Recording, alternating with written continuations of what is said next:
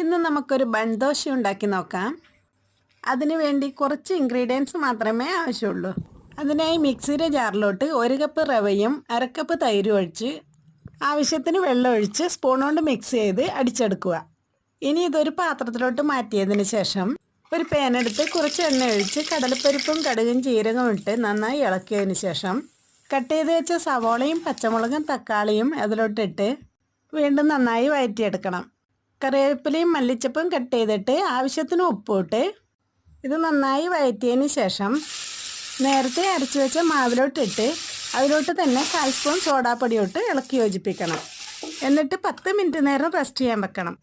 ഇനി ഒരു ചീനച്ചട്ടി എടുത്ത് കുറച്ച് എണ്ണ ഒഴിച്ച് മാവ് ഓരോ തവി വീതം ഒഴിച്ചു കൊടുക്കണം. ഇളം ബ്രൗൺ ആകുമ്പോൾ കോരിയെടുക്കണം. അങ്ങനെ ടേസ്റ്റിയായ ബൺ ദോശ റെഡിയായി കിട്ടി. ഇത് വളരെ സോഫ്റ്റാണ്. വീഡിയോ ഇഷ്ടപ്പെട്ടാൽ ചാനൽ സബ്സ്ക്രൈബ് ചെയ്ത് ലൈക്ക് ഷെയറും ചെയ്യാൻ മറക്കല്ലേ.